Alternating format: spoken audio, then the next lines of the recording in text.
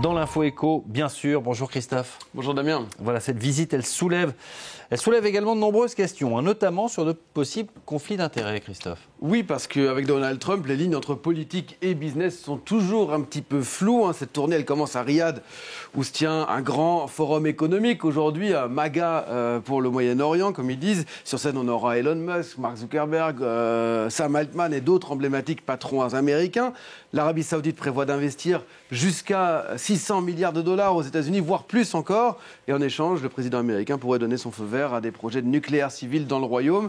Mais derrière cette vitrine, il y a aussi des affaires bien plus personnelles du président américain et de sa famille, et pas seulement en Arabie Saoudite, au Qatar et aux Émirats Arabes Unis aussi, les deux autres pays que Donald Trump va visiter pendant cette tournée. Donc là, on parle d'intérêt privé de Donald Trump. De plusieurs ordres, tout à fait. D'abord dans l'immobilier, à travers la Trump Organization, qui est la société immobilière de Donald Trump. Certes, il n'en assure plus la direction. Ce sont ses fils qui tiennent la barre. Des fils qui, on le voit ici, tiens donc, ont effectué une tournée au Moyen-Orient il y a quelques jours, juste avant le président, avec d'importants contrats à la clé. La construction d'abord d'un complexe d'hôtels golf au Qatar, qu'on voit ici présenté, et puis la construction d'une tour, une Trump Tower, qu'on va voir dans quelques instants, de 80 étages à Dubaï, et puis la voici, ou encore une autre tour de luxe à Jeddah, en Arabie Saoudite, dont on n'a pas la photo, mais dont Eric Trump, donc le fils de Donald Trump, vante la beauté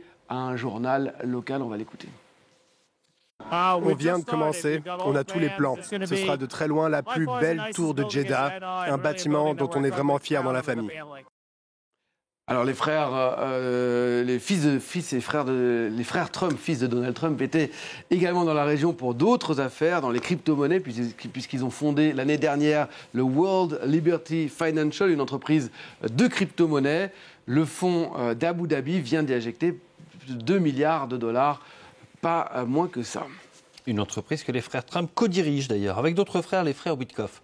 Alex et Zach Witkoff, on va peut-être voir Zach Witkoff qui était aux côtés de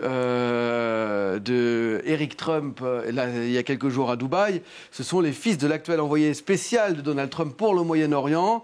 Un homme, Steve Witkoff, qui est au centre des négociations, notamment pour la libération des otages israéliens aux mains du Hamas, qui a un rôle qu'il occupe avec un certain talent. Il a obtenu un certain nombre de libérations. Hier, on a encore vu la libération d'Eden Alexander, qui est le dernier Américain vivant aux mains du Hamas.